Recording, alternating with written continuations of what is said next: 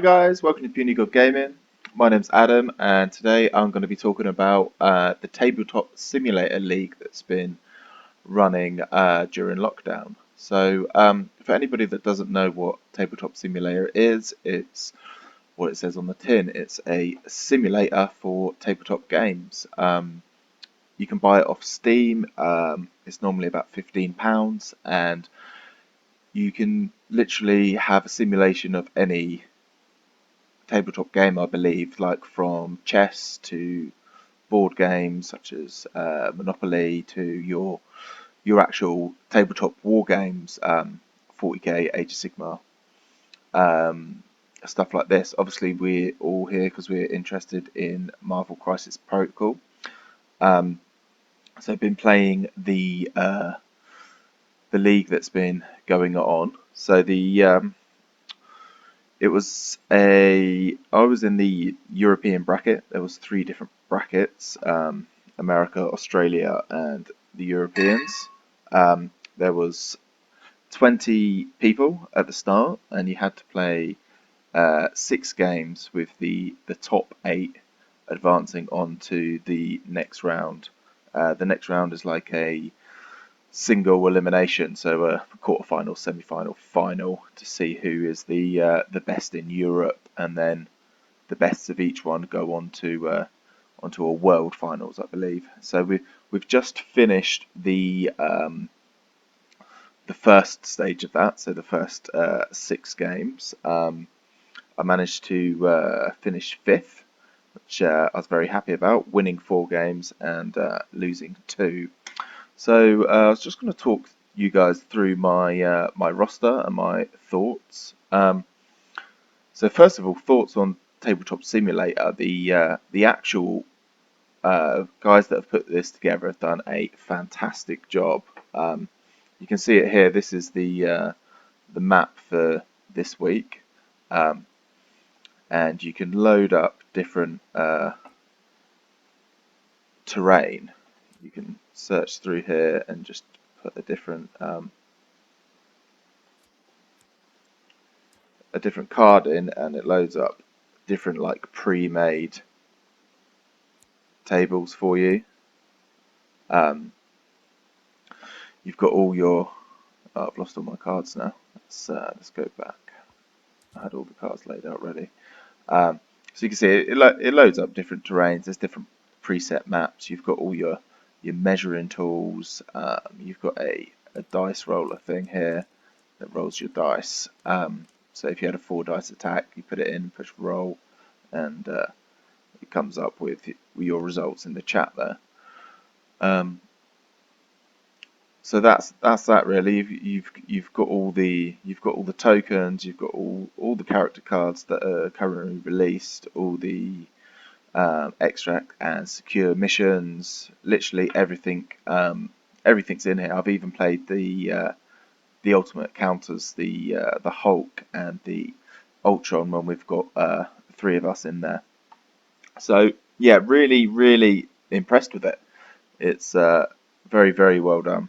I've probably played, so if I've played 6 league games, maybe played about 20 games on this now. They're continually improving it all the time. When we first started playing, the movement tools and stuff were a bit clunky, and they fixed that. They now snap to the individual bases and makes it a lot easier for your measuring.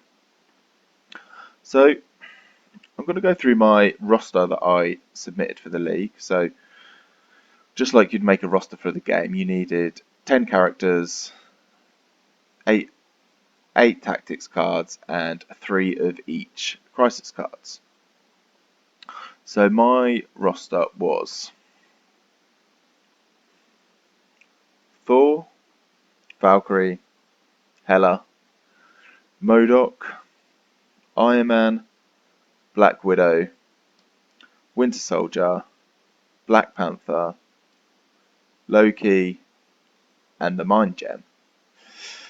So an Asgardian with a Avengers, but with no cap, with MODOK thrown in for good measure. So I based the list around 17 points. This is the 17-point list I wanted to play. So Thor, Valkyrie, Hela, MODOK as a team. Why I picked this is I think at the start of the league, Asgardians had been recently come out. Flavor of the month. I was enjoying playing them, and I've always really liked MODOK. MODOK's probably the strongest character in the game, in my opinion. He's definitely up there. Um, so I wanted to work him into a list that wasn't Cabal. I know a lot of people run him with Red Skull, and that's very viable. He's very good with Red Skull, moving him about, Cosmic Invigoration on him to get the double activations. It is very good, but I just wanted to go with a different flavour. So I went for a Asgardian MODOK list, and basically to use the Asgardian affiliation. So a lot of people don't like this, but I quite enjoy it with the way I'm using the list. So it reads, at the start of each of your turns, one allied character may spend a power. If they do, remove one damage or special condition from that character. Each allied character may use this leadership once per round. So it works really well with MODOK. The more MODOK suffers obviously from getting conditions. Him, Hulk, even Thor, they have the same problem because you're spending so much of your threat values on the bigger characters. As soon as you get a stagger, it can really hinder you there. So I thought I'd run him in the Asgard because of that, and then so I've got the you can heal him up, get rid of the conditions, which I think is really viable on Thor and MODOK. And then I used tried to pick tactics cards that heal as well. So basically gone for a really durable team. Even though MODOK is only 2-3-3 on his defences, it's he's got 10 health, so I still consider him a durable character to some degree, especially because he's got the psionic force field. So when defending against an attack, this character changes wild results to blanks. So yeah, I considered him quite resilient, and then I picked cards that were going to help then. So obviously, the cards I picked were Patch Up, Advanced R&D, Brace for Impact, Avengers Assemble, Aim Lackeys, Odin's Blessing, Trip Up, and Drop Off. So when I'm playing these as my main four, I'm always taking Odin's Blessing. I'm always taking, sorry, that's Advanced R&D. I'm always taking Patch Up, and I'm always taking Brace. So these three things all either negate damage, or so these two negating damage, and then obviously Patch Up is a healing card. I generally then take Aim Lackeys. This works really well with Thor. If you can get Thor to have an extra movement, so then he can attack twice, generally on a turn 2 or 3, comes in really handy because he's got his obviously his charge ability for Asgard, so he can move twice. If you play Aim Lackeys on him, he can move twice and attack twice in the same round, which is a really nice combination. I then tend to take Advanced R&D.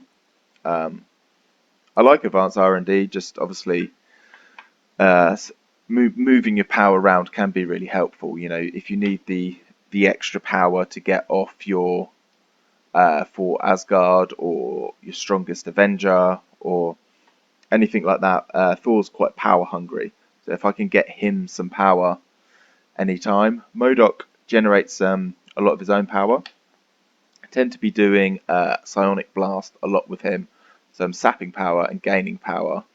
Um, he does use a lot himself because he's got great special abilities there, but sometimes he's got the extra power to move around to give Thor one to give him a charge there. So that would be if we get 17 points.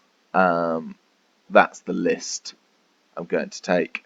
With the other cards, Drop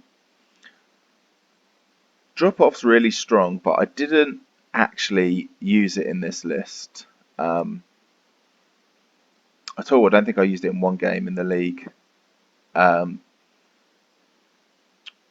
I just didn't have a plan for it, and I felt like I knew what I was doing with these cards. So even though Drop Off is a great card, I know everyone loves it. I love it too, but I just didn't feel there was a right time to put it in.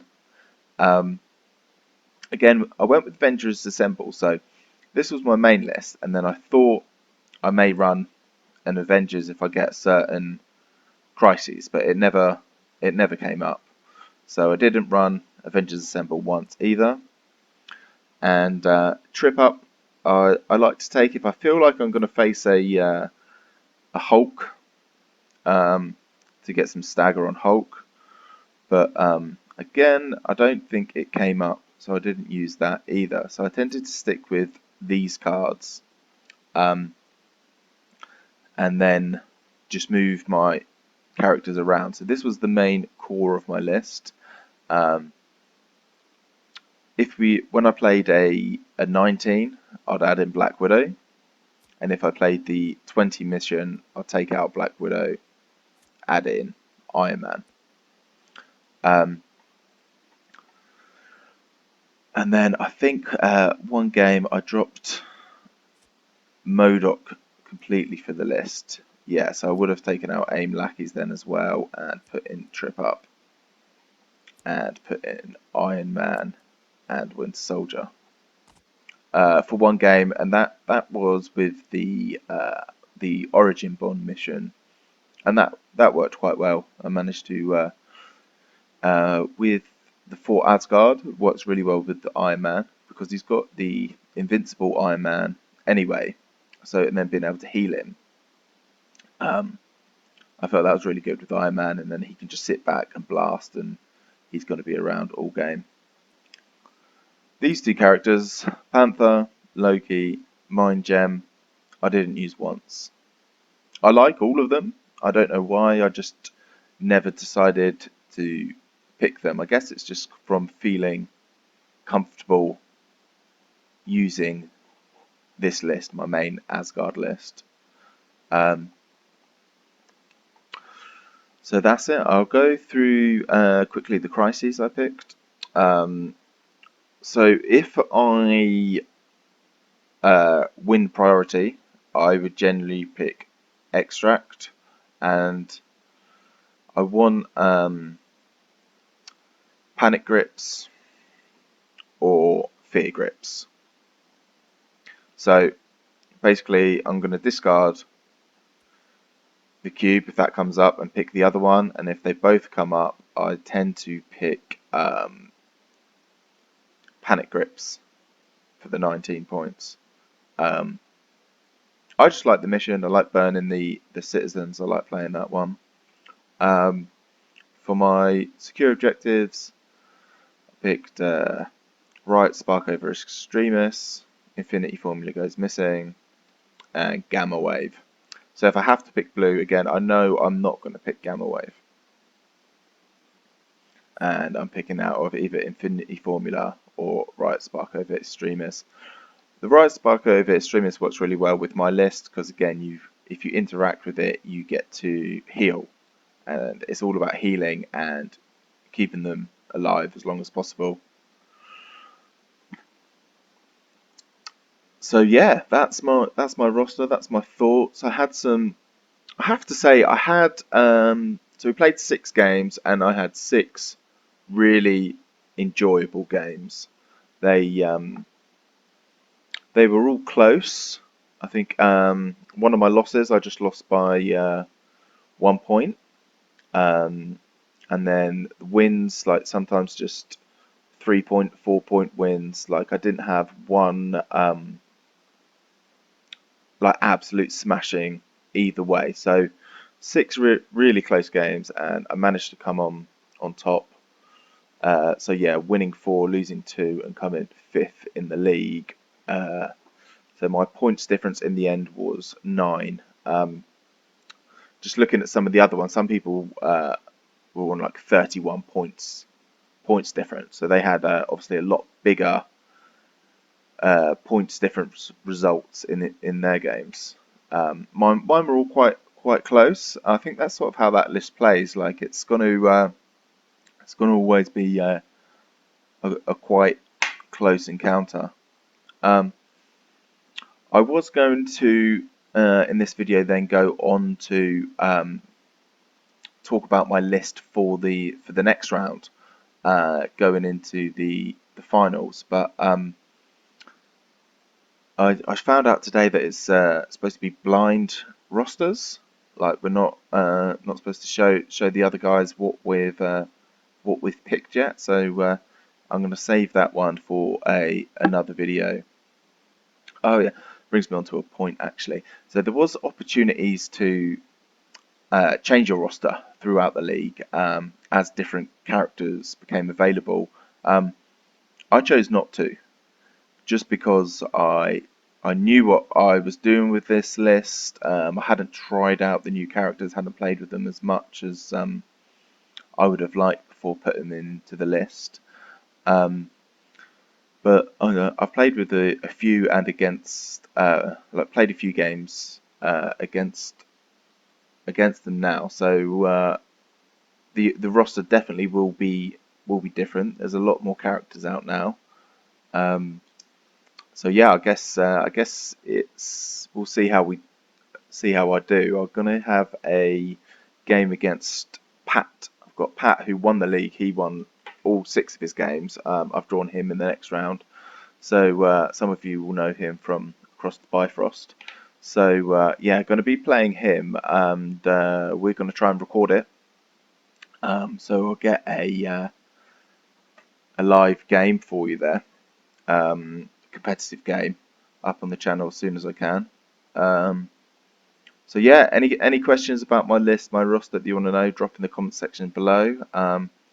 Be happy to answer them and get a conversation going about that, like mistakes you maybe think I've made, some cards I might have overlooked. Should I be having, more options in my roster? Should I, should I have better cards? Is Med Pack better than Patch Up? So yeah, any thoughts or anything, let me know, and I'll be making new videos again soon. I'll be getting bat reps up and running again. They're going to be on here. I'm going to try and do a couple of bat reps on Tabletop Simulator and see how that works out, and hopefully get this channel firing again. Okay, that's it from me today, guys. See you later. Bye.